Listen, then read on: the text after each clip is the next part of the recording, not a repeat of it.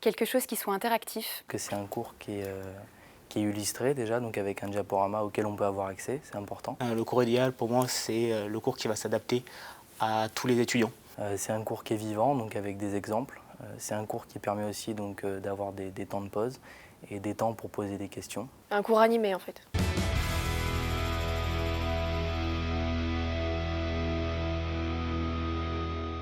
Mais c'est vrai que j'ai eu des cours que j'ai pas du tout appréciés, qui étaient très monotones, où je passais 2h30 à taper et où je ressortais du cours sans rien avoir appris. Pour moi, la plus grande difficulté, c'est avec l'espagnol. Écouter le cours et en même temps rédiger. Des matières où je me sentais beaucoup plus stressée que d'autres. Et du coup, c'était assez démotivant parce que j'arrivais pas à me mettre au travail, j'étais très anxieuse, j'avais peur de rater. En L3 et en Master 1, je travaillais. Bon, c'était un petit contrat le week-end, mais c'est toujours du temps pris ailleurs que pour les études.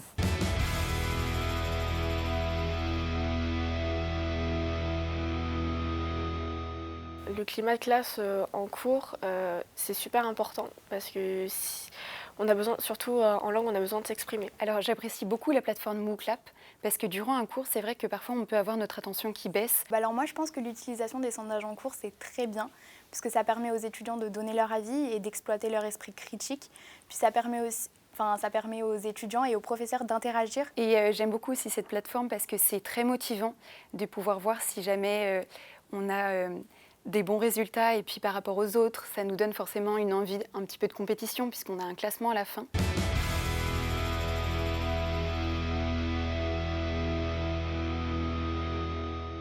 Alors l'expérience pédagogique qui m'a le plus marquée, c'est un cours que j'ai eu cette année avec une professeure qui alternait entre différentes méthodes, c'est-à-dire qu'elle commençait par nous expliquer le cours avec ses mots, en racontant souvent de petites histoires, en rigolant, vraiment en essayant d'accrocher les étudiants, puis elle dictait une partie de son cours pour que nous puissions prendre des notes et donc apprendre pour avoir le contenu du cours à la fin du semestre et réussir nos examens.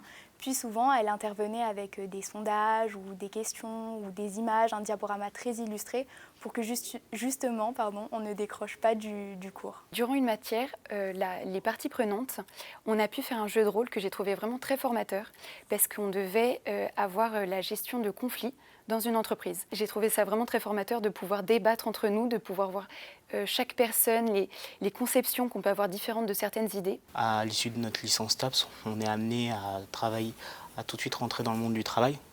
Et le fait de pouvoir nous faire des travaux de groupe nous permet de nous mettre en situation, notamment quand on est encadré par des professionnels qui peuvent nous apporter leur expertise.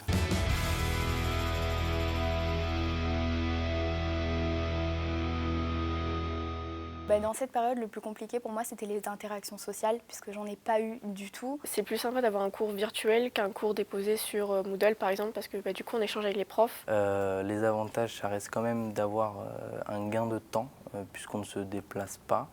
Ça permet aussi donc, pour des cours enregistrés de pouvoir reprendre le cours un peu quand on veut. Donc d'avancer plus ou moins à son rythme. Possibilité de choisir son cadre de travail. Si on veut travailler dans notre jardin, c'est possible.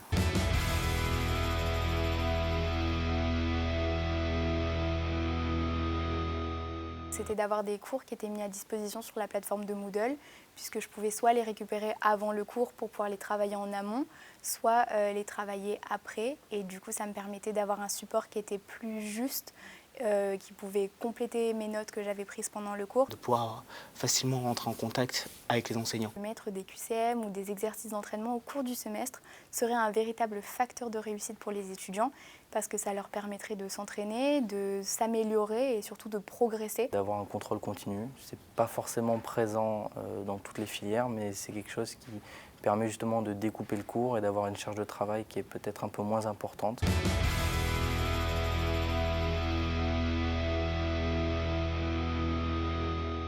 Principalement les stages, puisque c'est là où généralement on apprend le plus, surtout donc les stages en master qui ont été les plus longs, plus de mener des projets, des projets de groupe et d'utiliser donc des outils spécifiques à notre futur métier. Au niveau du master, parce qu'en fait on a un taux horaire qui nous permet de faire une activité à côté.